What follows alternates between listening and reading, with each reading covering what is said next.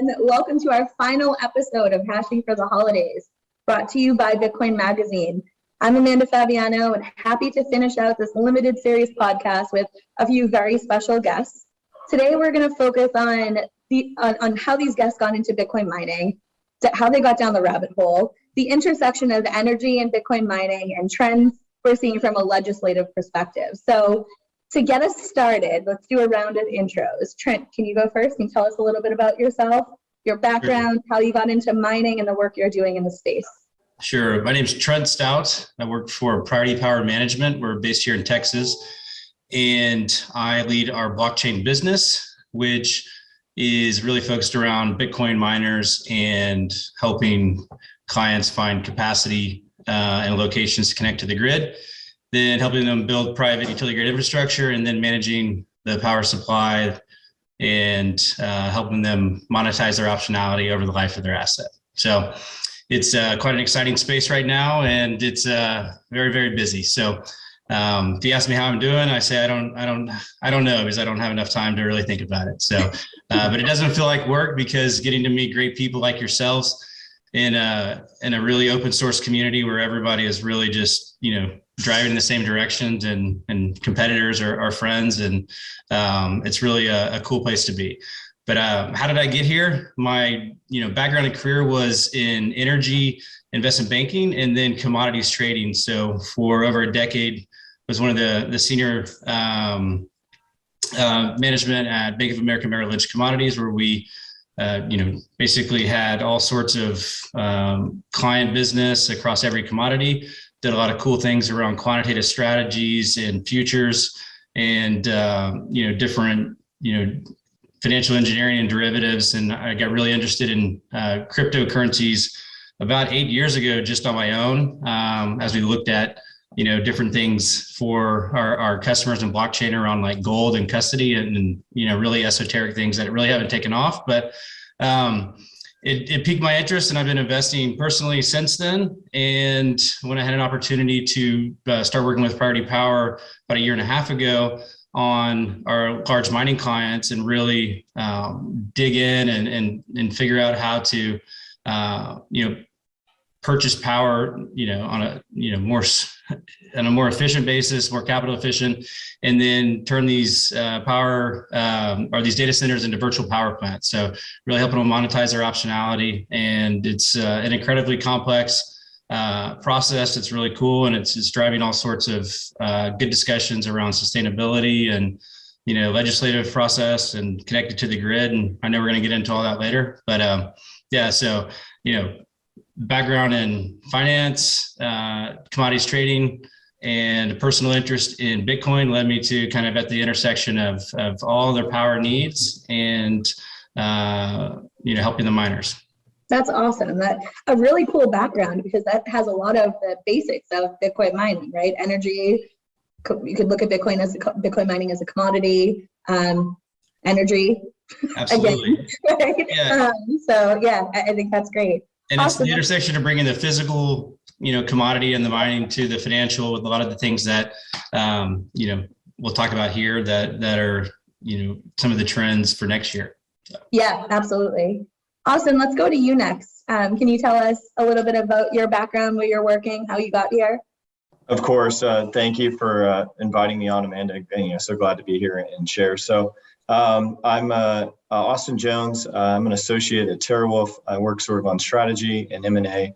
And I have a not as clear path, I guess, to the Bitcoin space as Trent. I actually did 5 years in the Navy before this. I graduated from the Naval Academy a few years ago and served in the United States Navy, like I mentioned, for a few years. And then just happened to turn a passion project into a full-time job. So I had the nice fortune of working alongside some peers in the Navy, kind of messing around with crypto in late 2016, early 2017. And that passion eventually, was able to turn into a full-time position with TeraWolf.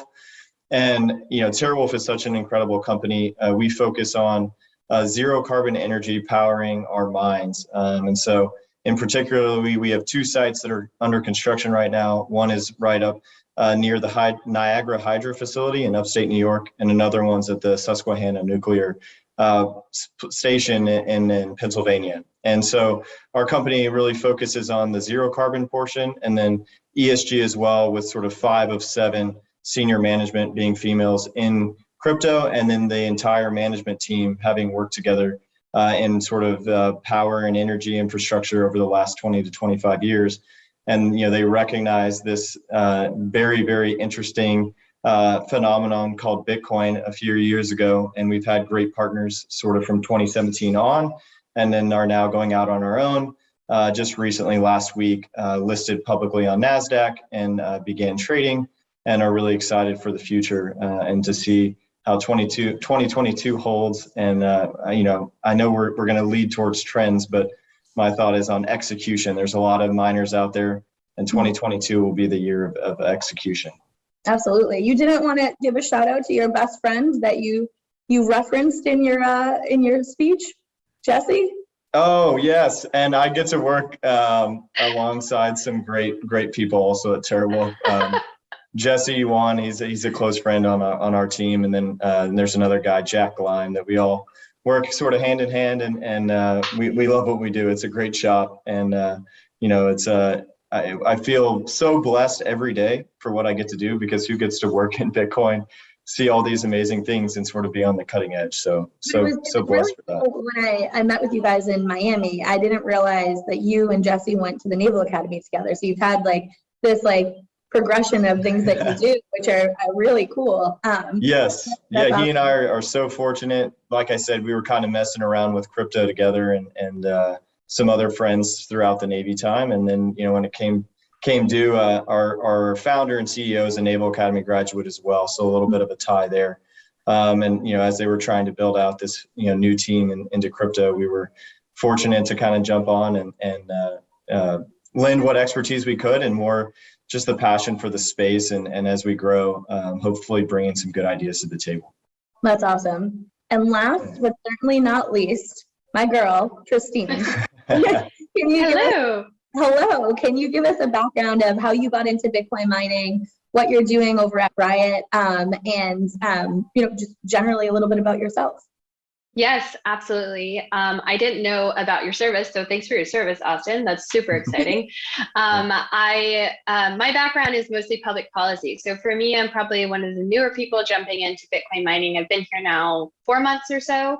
I have been always in public policy, like in, just government service type of roles.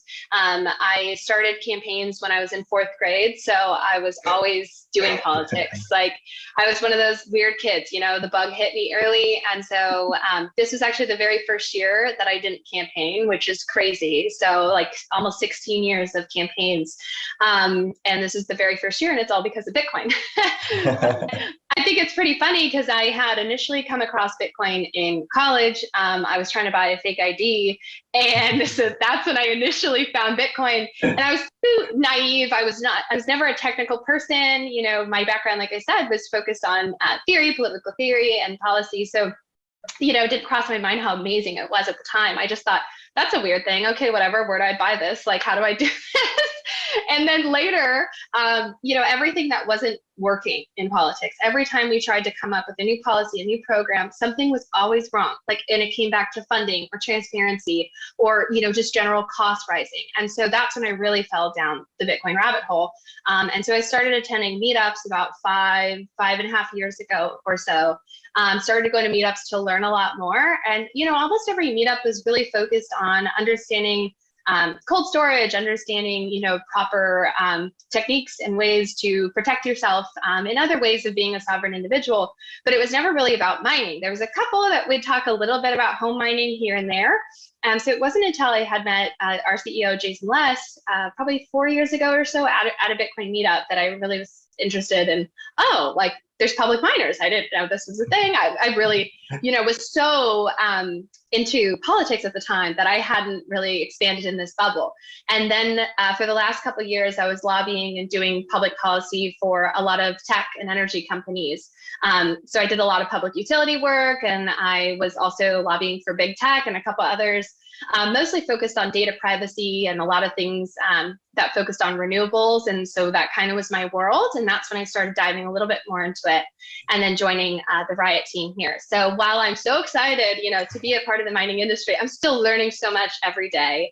And it's so exciting because I think, as we talked about, some of the things that we're going to focus on in this conversation are finally tying into my background. So it's really exciting to be able to work in Bitcoin because I've been going to meetups for so long and, have wanted to be a part of the industry, but the industry wasn't ready for the skill set that I have and my background and my education. So now I finally get to use that in the industry, which is so exciting. One thing that we've talked quite a lot about on this podcast is like the mining industry has grown so much. There's so many people working on mining that you don't have to physically be plugging in machines anymore, right? There's groups that are working on, financial products for miners, energy sourcing for miners, right? A lot of the public policy work that you're doing. So it's been really incredible to see how much the industry has grown even over the past year and a half. Speaking of growing, Trent, I want to go to you because a trend this year that we've seen is the growth of Texas mining, right? That seems to be something that everyone is talking about. Everyone is building in Texas. And I want to talk about why Texas is a great place for miners to mine Bitcoin. So can you go into a little bit about ERCOT market, different programs that are useful for miners and how Priority Power fits into that? Sure. It's sure has been an exciting year in that sense. And, like I say, Priority Power has been, quietly preparing for the last 20 years to, be able to help capture that trend. But, it really started, we saw it at the end of, I guess, 2019, when you started seeing the U.S. public companies issue press releases about miner purchases. And then, their stock price just go up. You have these billion-dollar companies that still haven't even taken delivery of more than a few megawatts of miners. And, at the same time, I'm out there at Rockdale with Riot Windstone, and I'm seeing them, what it takes to plug in 20, 30,000 miners and, the mountain of trash and just the sheer scale of the industrial project. And I started looking, I was like, well, where are all these guys going? Like, they must have facilities like this all over the US. And it turns out they didn't. No one had any place to plug these in, but they kept issuing press releases and they kept raising money. Stock price kept going up. And I was just looking at Chad and I was like, these guys don't have a place to go. Like, I need to find them a place to go. And so, we proactively went out and, in anticipation of that, try to secure capacity to help these projects along, because when you're dealing with the utility, it can really be a long, painful process. And then the Chinese policy decisions really just poured jet fuel on that fire. And, we haven't slept much, in the last 9 months since it all kicked off. So, they're coming here for a reason, right? I mean, first off, they're coming to the U.S. because they want a jurisdiction where contract law stands up, and the policy is hopefully not going to change overnight, and they're going to need to relocate 10 gigawatts of power. And why they're coming to Texas is, for the simple answer is it's the cheapest power, but it's also open, arms open, a friendly place to do business in general. The governor made it very clear, at last year's, Bitcoin conference, where everybody finally got out of their houses again, and, said we're open for business. But, a lot of that goes into Texas. I mean, we produce the most energy. We also produce the most green energy. And so it's really a great combination of abundant energy and renewable energy. And so it really is a good story from a place where you want to, call home. And so there's a lot of stranded energy. There's a lot of needs that the grid has that controllable loads or dispatchable loads like miners are perfectly positioned to solve. And so that's really one of the policy fronts and the, narrative that we're helping people understand is that as you get more like an increasing penetration of renewables in our generation stack, you have more intermittency, right? The wind doesn't always blow, the sun doesn't always shine, and you need flexible loads that can really fill that gap. And so we've seen that, already be a success in the PUC, ERCOT, the governor. They're all very big fans of dispatchable loads. And so therefore they're very big fans of the mining operations, and they understand how actually adding new load can stabilize the grid and incentivize not just renewable generation, but also traditional generation. And when there's problems, these guys turn off. So it makes it a perfect place to be. The state, open arms, very business friendly in general, and abundant energy and flexible economic based programs that incentivize miners to come here and provide their services to the grid. It's funny, when I first started learning about mining, one of my very first conversations was Matt Corello. Matt was at the time a Bitcoin core dev, and I was like, tell me like anything that I need to know. He's like, well, there's basically 3 grids in the US. It's East, West, and Texas, right? And I always thought that was such a fascinating way of explaining it. And it made me think a lot about, Texas. And it's great to see that miners are getting the support and that the grid is also set up in a way that it is conducive and conducive to miners. So it's awesome. It's a great place to sit in. And you get to see all the people that are trying to build, right? Like you have the first line of defense against like understanding what everyone is trying to do. And I think you make a really good point. And this is something that we talked about on one of the other podcasts of there's a really big difference between saying you're going to do something and actually doing something, right? And I think that's why Chad from Windstone and Riot, I love his videos, right? Because you see the physical aspect of building out a mining site, and that's really hard. Like the boxes, they always ruin my nails. Like it's just the worst thing.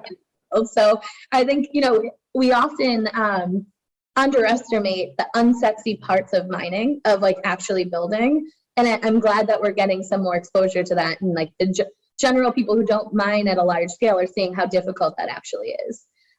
Speaking about that being difficult, Austin, obviously TeraWulf is new, right? And you guys have sites outside of Texas. When you're thinking about site selection, what are like main drivers for you, obviously other than cost? Definitely, obviously we're looking for costs to be competitive, with the industry. I'd say, most people are around maybe 3 cents or so, give or take. And I think, that's obviously a major driver, but I think another really key focus for us is the energy source. So, our focus is on having zero carbon energy sources power our crypto mines. And so I think one area in particular that we've really found to be a niche is sort of that nuclear arena. We were fortunate enough to have relationships with Talon Energy and sort of both realize the major economic benefit of having a nuclear power plant, be the power source for our crypto mine. And so they've been amazing partners as we've kind of been building out the facility there. And just like you guys were mentioning, it's not the sexiest thing ever as you build out these data centers, but I think that's what's so neat is you bring so many diverse backgrounds together, energy infrastructure, Bitcoin maxis, whoever else, and you kind of throw them together in one pool, and you can have these really neat energy mines that are hopefully going to help keep nuclear power plants online in the future, and also allows them to operate at sort of their max capacity, which for people that aren't super familiar with nuclear power, that's a baseline and a baseload that you want to keep is sort of that max. And then like Trent was mentioning, being able to have the ability to curtail depending on peak hours and sort of be this controllable load resource is also a huge benefit to grid operators. And so that's sort of where we're going to look in the future is that zero carbon energy source that's going to power these mines. Nuclear power for the win. I love it. Yes, please. If you're into nuclear energy, please come check out TeraWulf. Give us some insights. We're always looking for the next great partner. That's awesome. Trystine, so you recently, like you said, started at Riot, and one of the biggest Bitcoin public miners that exists, right? It's been awesome to see what Jason and the team has been building. Can you talk to us a little bit about your latest announcement that you had around vertical integration on the energy procurement side? Sure. Yeah. So, vertical integration is 2 things, right? You have financial benefits and then you have operational benefits as well. And so for us, we had already been working with ESS Metron, dealing with our immersion cooling announcement and we worked through. And one of the things was, of course, wanting to secure the operational side, getting the supplied parts that you need, at a consistent basis and making sure that you had a relationship there. But the number one thing for us was actually the team at ESS Metron, the leadership there, the engineering, the components that you really couldn't get elsewhere. It was a family run but really a close-knit group of people who had been working there for so long, who really knew their stuff, right? Like knew everything that you could possibly ask a question about, and worked through everything with the Windstone and Riot team to get that immersion announcement ready. I mean, doing 200 megawatts of immersion, trying to deploy at roughly the same time is not an easy undertaking. And so you really needed experts from across the field to figure that out, and to figure out how to do it cost effectively, how to do it fast paced, and consistent, right? Like making sure that every portion of the building was the same, right? And that miners could operate consistently and not have to deal with a lot of upkeep and maintenance in that sense. And so that was really one of the biggest things for us integration wise that just makes the most sense, is vertically integrating obviously gives you two large benefits from financial and operational, but really it's the experience and the leadership, which is the best thing about Riot and Windstone currently today. It's such a hodgepodge of people. Like I said, I don't come from Bitcoin mining. I came from public policy and looked at this as, hey, there's a ton of regulatory gray area, and there's a lot of opportunities coming forward that we need to get in front of and talk about. And then, ESS Metron, it was, hey, we've got a lot of engineering and highly technical experience to bring to your team. And then Windstone was out there figuring things out, like Trent said, looking for power, just like doing the hard work, doing the absolute craziest stuff, just to get us to where we are today. So, and we talk about all the time that it's a people business, right? And every company, I've seen this as well. This is also the only industry that I've ever worked in where competitors are like close, where we all kind of know each other. We really do in person. And we go to the same conferences, obviously, and we go to the same stuff, but it's a lot less aggressive compared to other industries that I've worked in. Even though you're going to a conference with a competitor, you're also going to dinner with them, and you would call them and ask them questions. Like, it's very interesting. I've never been in this, type of industry before, but every other company also talks about their people, and that's what it is, because it's everything from plugging in machines to figuring out how to keep the lights on, to figuring out how to get machines from Malaysia. Like there's so many moving parts to think about. Yeah, it is definitely still at the beginning, right? Where we're all learning from each other. And I think one of the reasons why everyone is a little bit more open is because there's plenty of money to be made in Bitcoin mining, right? Like there really isn't like, too much, as long as you have the right setup, the right capital, right? Like we're all making money, so everyone's a little bit happy. And industries. And no two companies have the same strategy. There's no two that are even that similar. Same components, but everybody has their own strengths and niche, and a lot of that's driven by the people and where they started, and they just you use what you got, and you focus on that. And so it's been really fun to really get exposure again to just the international community after I left running the global trading business. That's what I missed the most, was the people and traveling. And now the world's brought all those people to Texas right in my backyard. So now I can go to Austin and travel the world. It's really, really fun and exciting for me in that sense. It is a really cool industry. I actually went to school for sociology and criminal justice. So I am like, nowhere. That's awesome. Yeah, I know. I wanted to be like Clarice. Yes. So, ended up here, which sometimes there's a lot of criminals in mining. This is true. It's true. No laws. So do we think generally, and this is a question for everyone, do you think generally that mining companies will continue to vertically integrate with energy companies? Do you think we'll see other forms of vertical integration happening within mining?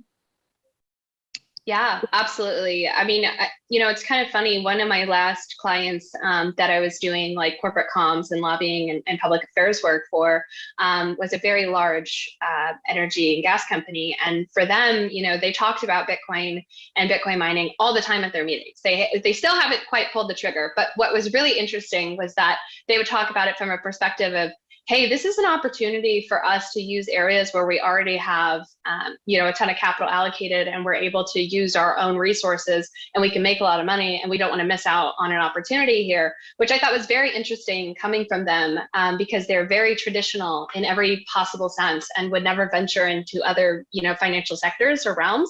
So that was kind of the start of realizing that, people were really going to get into it. And then I think as the years have progressed, I mean, we've seen it alone at the Houston meetup, right? There's so many oil and gas, there's old money, traditional families that are coming to these meetups, even some in acting very casual and secretly showing up, who have been in the energy industry for so long, and they're interested. And I think we're just seeing it left and right, this integration, realizing, hey, this is the perfect marriage, like, let's get together. And so I think we're seeing it pretty much everywhere too. I've talked to a lot of companies in Louisiana, Georgia, South Carolina. They're really seeing this opportunity and don't want to miss the boat, I think. So I think we're going to continue to see a lot of mergers in this, space. And whether it's just a purely transactional relationship or whether it's a full marriage, we'll kind of tell over time. Trent or Austin, anything else to add there? I'll let Austin. I have some comments, but Austin's the one doing it, so Yeah, I think it's interesting. I mean, I think that's the legacy of sort of the TerraWolf background is energy infrastructure, and so we were one of those players that recognized how unique Bitcoin really was and how our skill set would really play into that. With that background of sort of energy infrastructure, owning and operating power plants all across the globe. And so we realized and came in, and I think one area that I would just also like to highlight too is, how Bitcoin miners are able to assist sort of renewable sources in coming online, whether, solar, wind, hydro, whatever it may be, having these resources that are, sort of controllable loads. And, having, especially in Texas, a lot of these new miners are coming online and are able to provide that stability to ERCOT. I think Riot has some pretty amazing partners with Lancium and others that have these very unique software that are able to basically help assist the grid in different ways. And so I think that's also a really neat aspect to see how those companies that are driving solar and wind farms really find ways to partner with Bitcoin miners to assist in this green future that we're all pushing towards, where you're basically single-handedly providing the power source free of carbon to the future of Bitcoin. So that's kind of my 2 cents there. Yeah, I mean, the Bitcoin meetup tonight here in Houston. There's gonna be a lot of energy folks, and the risk tolerance is there. If you wildcatting in oil and gas, then Bitcoin's just for you. But I do think that we're a longer ways away from a really mass pairing of the large utilities and energy companies, because for these smaller private companies, they can pivot, they can take that risk, but a public E&P company can't just put a bunch of capital into Bitcoin, quickly, because that's not how they raise their capital. That's not what their shareholders are expecting. And so it's going to take, I think, past the next halving, when returns are a lot less, where you're going to need bigger balance sheets, and those opportunities are going to come for them to get in, but it's going to be when the returns are a lot less exciting. And so, but, there's going to be opportunities for them to kind of consolidate or roll up smaller or places to enter the market, but it's just going to be in a low return environment. So it will happen, but there's a lot of excitement between now and then, and just the unlimited opportunities around stranded gas, or incentivize even new nuclear, right? If you have a baseline return to accelerate those decisions, across the space, that I think you're going to see changes from large scale to more distributed, treating groups of homes and batteries and solars with miners as their own controllable load, resource and aggregation. So, I mean, it's endless what the technology game is going to continue to make available. And then all the advances across every other industry that's going to tie into this. And so Bitcoin is going to just naturally show up in all these other electrified, connected worlds that we're just, our kids are going to, it's going to be common, to them. They're going to be like, oh, you were around before Bitcoin, Dad, and it's like, yeah, I was. So. It is kind of crazy to think of a world, like coming into a world where Bitcoin exists versus when you have to teach yourself it. You kind of read my mind, Trent, because I was going to ask everyone, what do we think the hurdles of these energy companies will face, right? So you talked a little bit about bureaucracy, right? Large companies, it takes a long time to get anything done. I think that there's a steep learning curve for Bitcoin mining, especially Bitcoin mining economics, right? So it's really difficult to get people comfortable with Bitcoin. Then you start talking about future price of Bitcoin and future hash rate, and you lose a lot of people, right? And that's why we think things like dollar per terahash per second per day is a great metrics on our team. But generally, if we're thinking about mining or energy companies starting to look at mining, do you guys see any other hurdles that you think they'll face as they're trying to get into it? I could throw a couple more out there too, don't you worry. I'm like, my risk brain is on. I was thinking like ASIC procurement, right? So ASIC procurement for companies is weird AF, right? Like you have to prepay, you send your money, you hope the machines come, right? Like you have no idea what machine you're actually going to get. I think that that's a really weird concept for traditional companies too. Yeah, and again, that's why I think it pushes it further out in the space where you have new, chip fabrication, coming online, like here in Texas. But those are 5 years away. Yeah. But those are types of projects and scale that a very large company can get behind and be de-risked. But in the meantime, they're not going to be able to figure it out fast enough in a scale that's meaningful to their bottom line. Yeah. Meanwhile, Riot's hash rate just keeps growing. Exactly. Still that. I want to switch to a different topic that Trystine, I know is near and dear to your heart. I want to talk a little bit about the geopolitical risk of location, and I want to talk about the work that you're doing on Stat Center. I think it's an incredible initiative. So tell us why you started it, how you think it's going to help mining, and then talk about like where you're thinking of geopolitical risk for miners. Obviously, Texas is not one of those places that we're worried about. Yes, no, that's definitely true. Texas is not the worrisome child at all in any of this. I mean, again, I really, like public service to me was so exciting. I was a staffer in our state capitol here in California for years. Then I was a congressional campaigner. I worked in DC. And so for me, I wanted to fix these problems. And every time I ran into a problem, I was like, God, Bitcoin would fix this. Bitcoin would fix this. And so, in trying to get people over the hurdle and trying to understand why Bitcoin would fix this and how we can integrate, but trying to figure out how to get that to, all of the different demographics and different beliefs and, groups of people that are in America was really important to me because, coming to Riot was one thing. Obviously, majority operating in Texas, like there's not really a ton of regulatory risk at the moment in Texas, but as a publicly traded mining company, your biggest risk period is regulation. And we saw that with the infrastructure bill, the way that it was written was technologically inaccurate. So even though it wasn't meant to target us, it was written so inaccurately that it does include us, right? And we can leave it up to the court, of course, and we can do all kinds of battles and try and get other amendments passed. There's been a couple introduced, but I would say the one benefit of that kind of debacle was people realizing how important being involved with advocacy is. And this is, something that a lot of us struggle with, I think, because naturally, the Bitcoin community, while it's for everyone, the Bitcoin community itself, the loudest people are people right of center, a lot of libertarian, anarcho-capitalists. So for them, they don't understand why we would engage in the system that we're opting out of. And, I think it's a misunderstanding of the game, the ultimate game that you're playing and the people that you have to play with, even if you don't like them and you don't agree with them, the game that you have to play to ultimately win. And, I think somebody who kind of talked about this directly was Brandon Quittem on Peter's podcast recently about the fourth turning.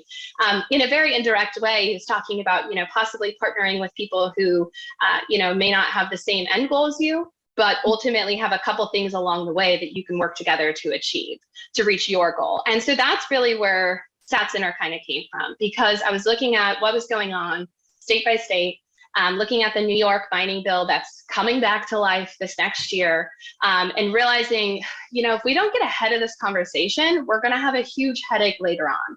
And while I am, 100% of the belief that it's exhausting to try and work with Congress, I'm also a huge believer in state and local politics, and also know that Eastern and Western, so New York and California, policies that they introduce and push forward typically lead the rest of the nation to doing so as well. So I looked at what was happening in New York, that mining bill that's coming back to life. I looked at a couple other bills because across the country, there's 18 bills right now in different state legislatures that would affect Bitcoin in some way, shape, or form.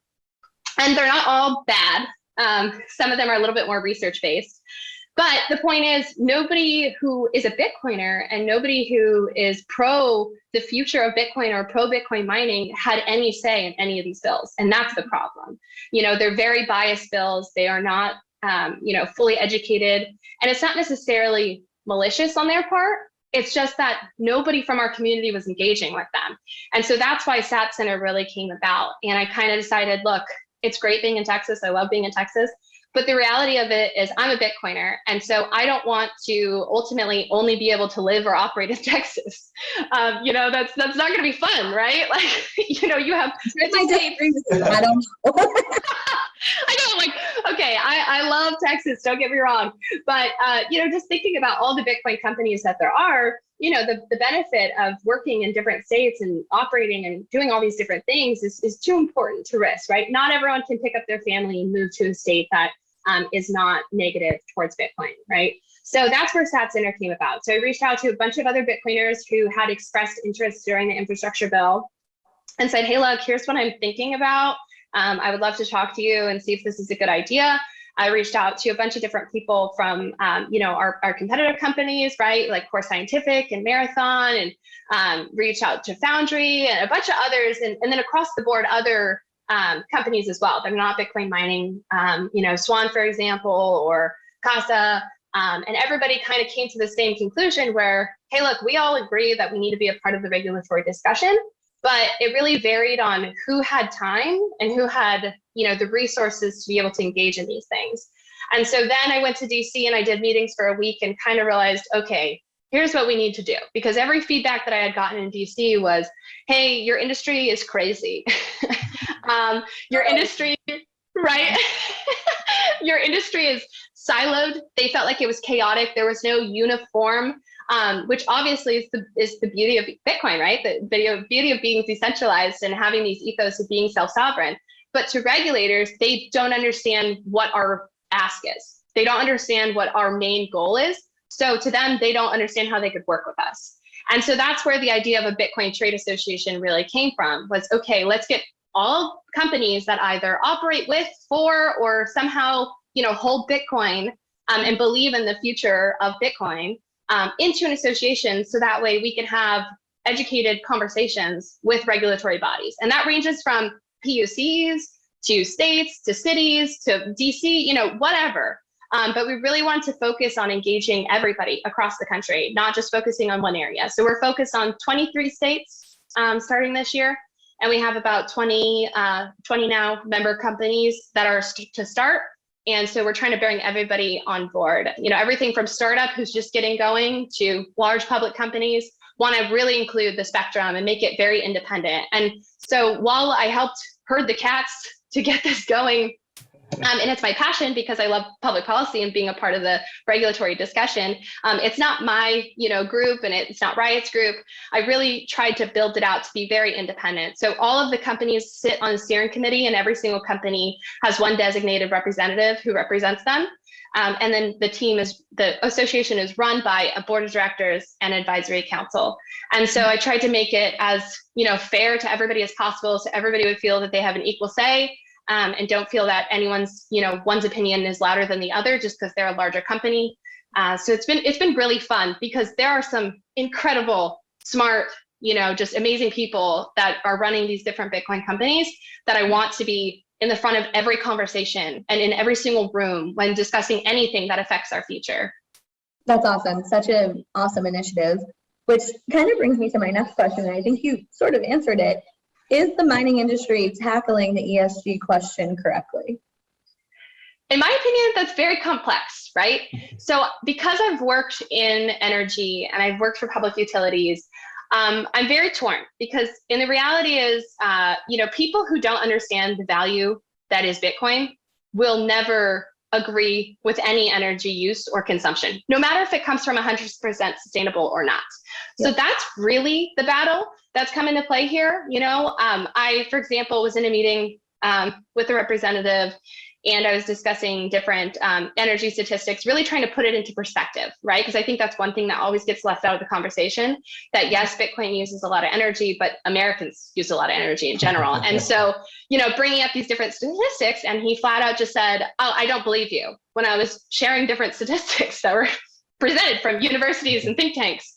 And so I asked, well, what is a think tank or a university that you would respect, and think that it's unbiased and actually accurate information. And he said none, because in his opinion, even if Bitcoin, mining and the network in general came from, as say, 100% solar, his opinion, and that's wasteful because that should be used for something else.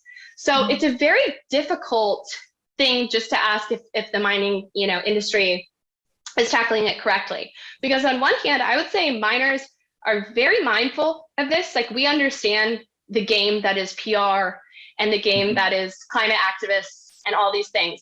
But on the other hand, Bitcoiners really do care for humanity and the world in many ways that most, average people don't. And it's not that they, don't in a negative way, but they don't think about it.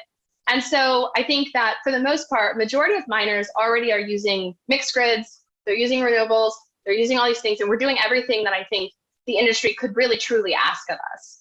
And I think going forward, we've seen obviously the number one thing that I think we can easily, focus on is the amount of coal in America that's been going down over time, right? Very steadily. And miners really are avoiding those types of things that would be very, immediately perceived as negative and bad for the environment. And, you talked about nuclear earlier, Austin. Nuclear is amazing, right? And however, that will never win a conversation with climate activists, right? They're not ready. They're not ready. They're scared. There's lack of education around nuclear. And so I think there's a lot of things that we could be doing about the ESG narrative. However, I think more importantly, we're going to have to fight about the value that is Bitcoin and why it is okay and good to be using energy in the first place, because that seems to be the biggest hurdle in the fact that they could care less if it's sustainable or not. They just don't see the point of it. So that's really kind of the number one area that I'm in, is the fact that, the grids like ERCOT obviously are a mixed use grid, right? But to them, they would rather, apparently, people's homes be more expensive to heat than having cheaper homes. They don't get it. They don't get the load balancing and all these other things. We at Galaxy wrote an article earlier this year where we said, here's how much the Bitcoin network uses, and here's how much we could find that, fiat uses and the banking system uses. And it was actually quite impossible to find a lot of statistics on energy usage. So we tend to get picked on because we're so transparent and it's like the easy thing. But I think you're right. It goes back to education around energy, and how I'd say general people don't understand how energy works. My favorite, a ton on the energy side. So, 'tis the time of the year, but, my favorite one that's been going around is, holiday lights use more than the Bitcoin. I will votes like we shouldn't have that, or, the cruise industry, and a whole lot less people go on cruises than use Bitcoin. So should we stop that? And then, Google uses more, power than Bitcoin, or YouTube, whatever. And requires cameron data centers with redundancy and air conditioning, right? Obviously Trystine said it perfectly as a public policy and campaigner. But it's you just have to fight on those fronts and, bite your tongue a lot of times and just, continue to add value and benefit in that, the stranded renewables and different things, and just continue to push that for people that are listening. Is I don't think we're ever going to win that argument, but the more and more information that we can put out there about the relative, amount of power, it really helps that. And yeah. And I would say one example of the fact, knowing that you will never win that side of the argument is very clear if you just look at Shell, BP, any of these companies that have been around, that have been doing every possible PR campaign, right? Every community cleanup, partnering with Dawn, washing ducks. I mean, trying everything. I remember that.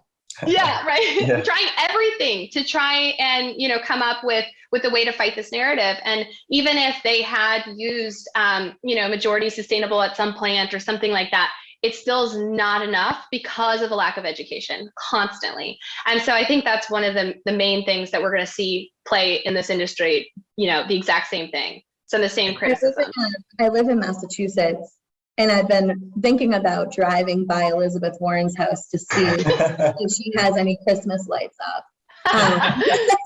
To troll her a little bit, but I just don't want to drive over to Cambridge. But yeah, no, it is Exactly. an interesting angle. I don't think the ESG narrative is going away anytime soon for Bitcoin mining. I think that's be a trend that continues in 2022. Absolutely. And Leads climate me, impact is going to be huge too for the yeah, SEC, for many things going forward. totally. And I think, we just need to learn how to set realistic expectations on timing. The entire world cannot go to renewable energy. It's mathematically impossible when the energy demand is growing fast. Even though renewables are growing fast, it's not converging, right? And right, it's a matter of, what's a realistic time frame? Can you hit these goals? And yes, you have to set ridiculous ones and aggressive ones and have all sorts of chaos to really get people to move. And I get that from a policy standpoint. But at the end of the day, there's a practical time frame that doesn't just basically kill off the entire food supply or kill off anybody's ability to leave their house or turn their lights on, right?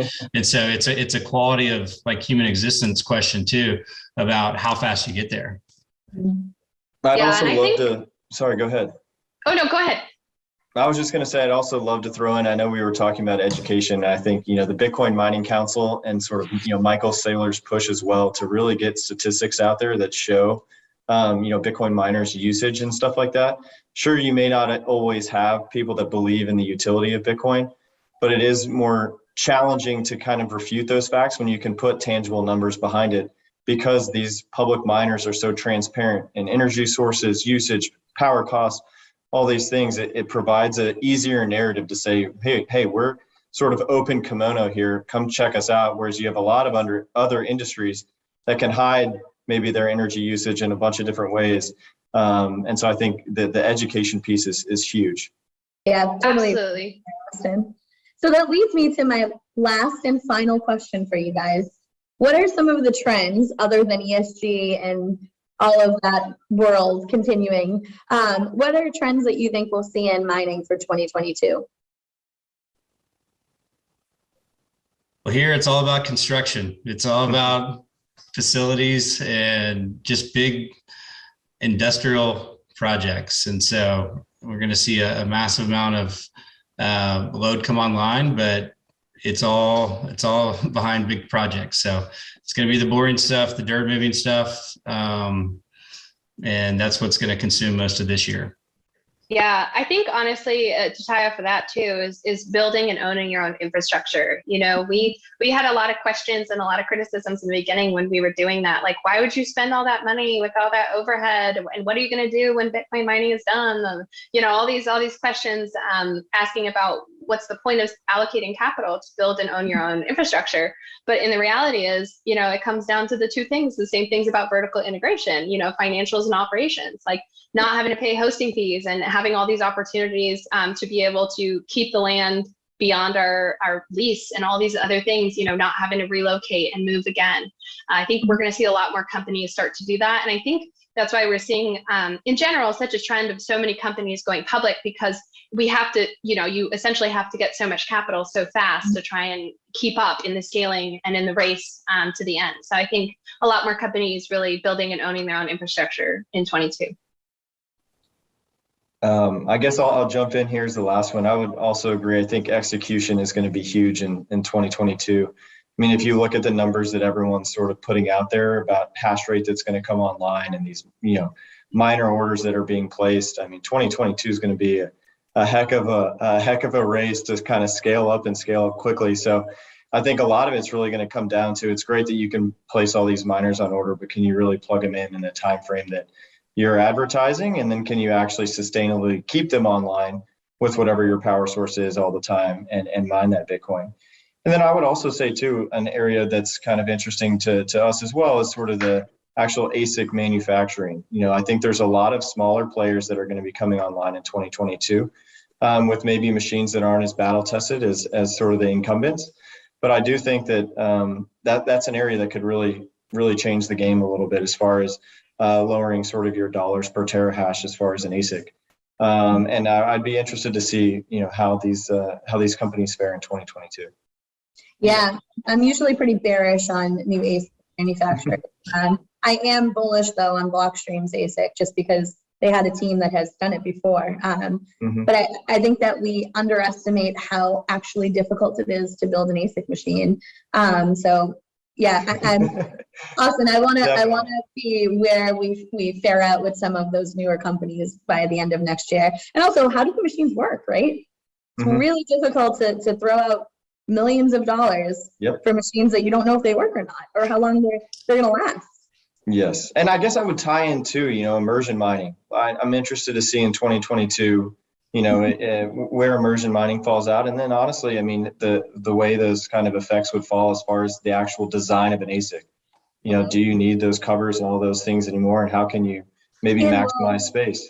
And will the manufacturers change their models? Exactly. I'm going to go with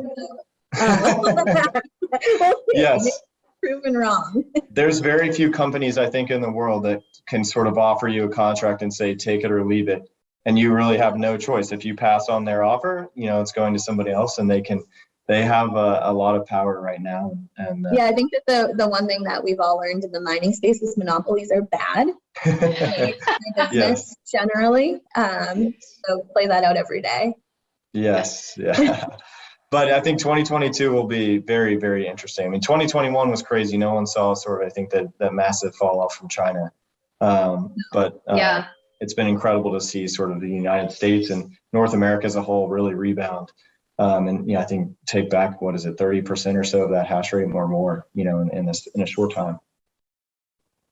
Trent, what about you? Any parting thoughts about 2022? Exciting. I think, all the things about the ASICs and the owning your facilities, it all works together. So it's not just the efficiency of the chip, it's how you install the chip, how long it takes you to install the miner, your uptime. I mean, it's all, that arms race, it really takes, an expertise around all things.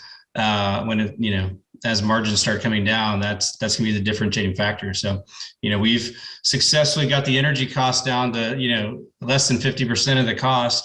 And so that the capital cost, the depreciable cost is really where that next competitive, front's going to be for these miners.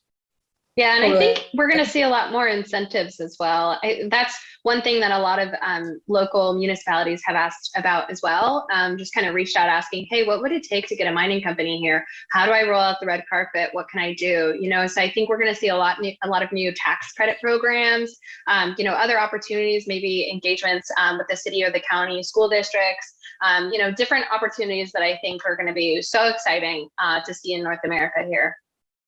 Awesome. It'll be an exciting year. Excited to see how some of these trends play out over the year. Well, thank you guys so much for joining me in the last episode of Hashing for the Holidays. I think this limited series will be a really fun way to learn about what's happening in mining right now. So appreciate all your time.